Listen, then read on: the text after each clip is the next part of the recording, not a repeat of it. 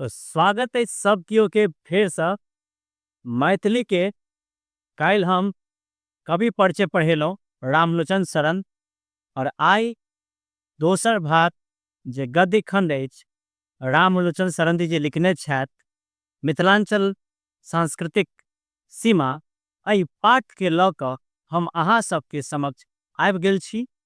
ई हमर दोसर वीडियो अछि। मिथिलांचल में मैथिली भाषा में शिक्षा देबाक लेल हम प्रयत्नशील छी। जतेक विद्यार्थी हमरा देख रहल छी यूट्यूब पर, हम चूँकि ऑफलाइन में 11 साल से पढ़ा रहल छी। हमर छात्र लोकनि जिला टॉप 470 71 68 400 प्लस के फैक्ट्री हम बनौने छी अपना गाम में। अहाँ सब एहि वीडियो के देख कऽ मैथिली भाषा के ज्ञान लिअ। आबै वाला समय में हम सब विषय के जे छै से अहाँ सबके क्लास देब। तो आओ पढ़ैत छी आइ पाठ के हम अपना अंदाज में अपन पीडीएफ बना के अहाँ सबके पढ़ाएब और एकदम किताब के संपूर्ण बात अहाँ के शॉर्ट एंड कट में बिल्कुल आसान भाषा में हम अहाँ सबके समझाएब। तो चलू आब आगू चले छी पढ़ाई देश। तो सबसे पहले हम अहाँ के कह चाहे छी कि देखियो जे मिथिलाक सांस्कृतिक सीमा, सबसे पहले की छै मिथिलाक सांस्कृतिक सीमा। ई जे मिथिलाक सांस्कृतिक सीमा अछि एकर लेखक जे छथि एकर लेखक ओ छथि अहाँ के रामलोचन शरण। के छथिन रामलोचन शरण। आ तकरा बाद ई की छै कि एकर निबंध छै। की छै? निबंध छै। और आब अपना सब कनी परिचय जानब कवि के। ता देखियो सबसे पहले बात जे हम अहाँ के समझा दै छी कि जे कवि रहथिन हुनकर परिचय जब अपना सब पढ़ब तो देखियो में की छै जे मिथिला के अथवा तिरहुत के प्राचीन जनपद छल। यानी मिथिला जे अछि से बहुत पुरान जनपद अछि और एहि नगर के राजर्षि निमिक पुत्र के बसल रहथिन मीथी। मीथी एहि नगर के बसौने छथिन। या आगू जाकर मिथिला जनपद कहाइत अछि। या आगू जाकर मिथिला जनपद कहाइत अछि।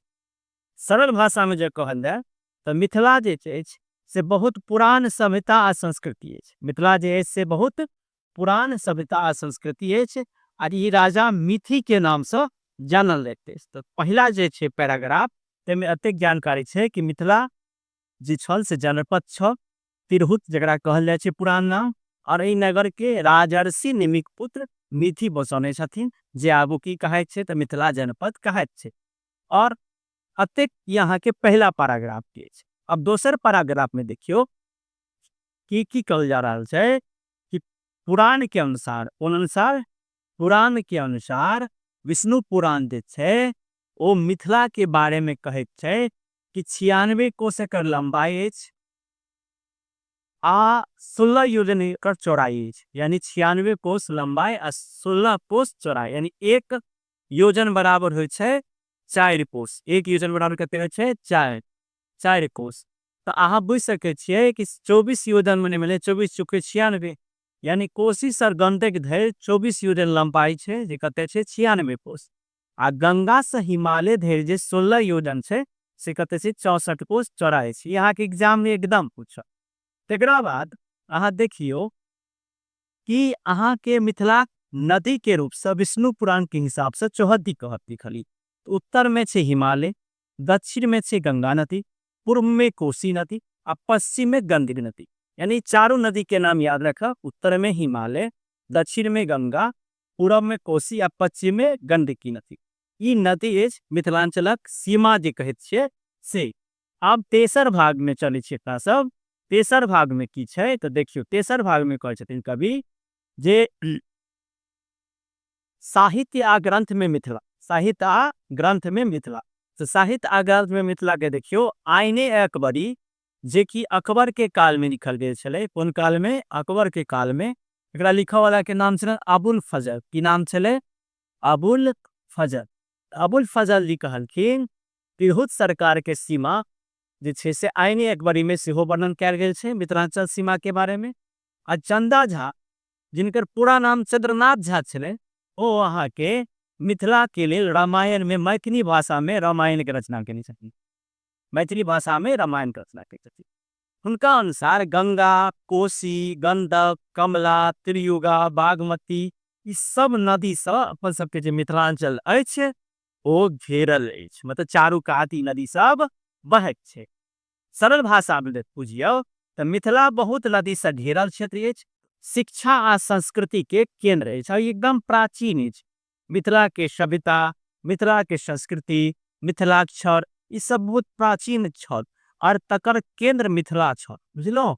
अब आगू चले छी नेक्स्ट में, जे देखियो नेक्स्ट की छै कि देखियो कहै छै नेक्स्ट में संस्कृति के घटब बढ़ब, चूंकि हमर अहाँ के मिथिलांचल जे अछि ओ किया कम भ गेल, तेकर की कारण छै। तो देखियो गिरियर्सन साहब के अनुसार सर्वे केलखिन भारत के, तो कहलखिन कि पश्चिम में जे हमर अहाँ के मिथिलांचल है से घट गेल है, आ पूरब में जे छै से ओ बढ़ गेल है। तो पश्चिम में जे घटल यार से बौद्ध आ जैन धर्म के कारणे, पूर्व में जे बैस गेल से मैथिली पंचांग के प्रभाव के कारणे। आब आगू चलैत छी, ऐसा आगू अपना सब बुझैत छियै जे आगू की छै। मिथिला के जे पंचांग अछि, एहि पंचांग के हिसाब से देखियो तो जतऽ मने कहै छथिन कि जतऽ मिथिला पंचांग चलैत अछि ओ मिथिला संस्कृति के हिस्सा अछि। तऽ पश्चिम में चंपारण, मुजफ्फरपुर में बनारसी पंचांग चलैत छै, पहले इहो मिथिलांचल के हिस्सा छल मगर आब भी अछि।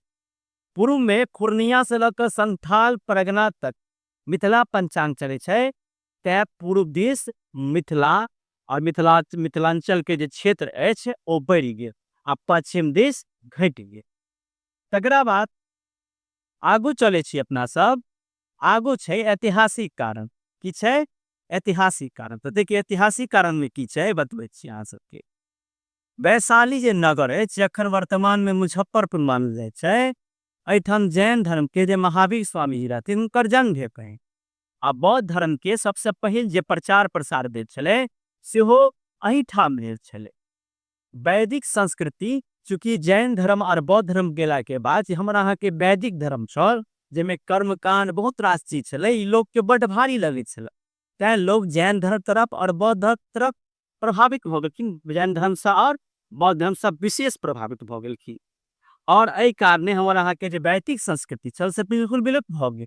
तैं एहिठाम जे छै से हमरा अहाँ के मिथिलांचल के जे मैथिली और मिथिलांचल के जे संस्कृति छल से गायब भ गेल। अशोक के स्तंभ लोरिया में छै, भगवान बौद्ध के प्रभाव से, चूंकि अशोक एक सबसे पैघ सम्राट छल, सबसे बेसी दिन शासन करे वाला सम्राट छल, तैं चूंकि सम्राट रहथिन, सम्राट भगवान बुद्ध के मानलखिन, तैं हिनकर प्रभाव कनी विशेष पड़ गेल।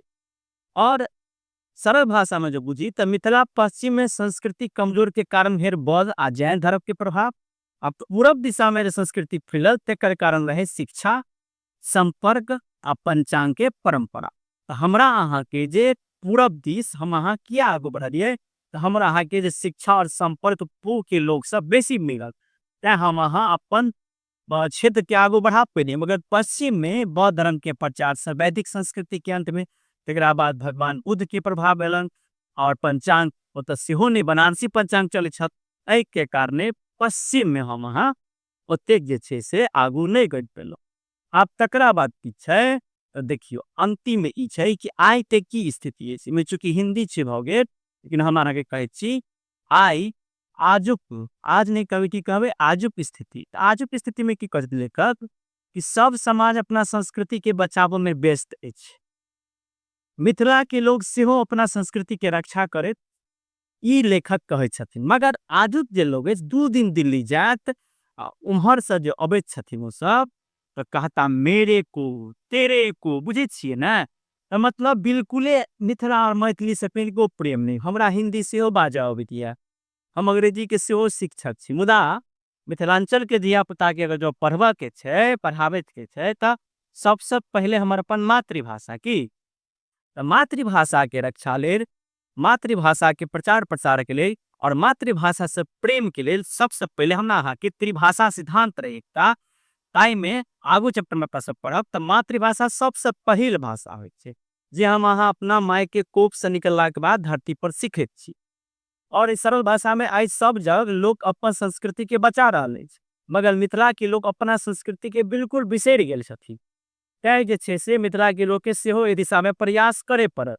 मराठी अपन संस्कृति के रक्षा कर रहल छै, केरल वाला सब अपन संस्कृति के रक्षा कर रहल छै, आ मिथिलांचल के लोग दोसर के कॉपी कर रहल छथिन। तैं हमरा अहाँ के अपन संस्कृति के बचावे पड़त। अगर हम अहाँ सब केओ नहीं मिलकर बचाए मिथिला और मैथिली के, आबे वाला समय में ई भाषा, ई संस्कृति बिल्कुल विलुप्त भ जायत। अहाँ सब बताओ कि हमर क्लास अहाँ सबके केहन लागल। एक बेर मैंने 2 बेर वीडियो अहाँ देख ले। जो नीक लागे तो वीडियो के अधिक से अधिक 10वीं के छात्र तक जे छै से शेयर करब। हम 12वीं क्लास के वीडियो सेहो बनाएब। जल्द हम सब विषय के लऽ कऽ आबि रहल छी। अखन मैथिली आ मिथिला से स्टार्ट केलहुँ हैं, और अहाँ सबके फेर से सब केओ के धन्यवाद कहैत राधे राधे। जय हिंद, जय भारत, जय मिथिला, जय मिथिला।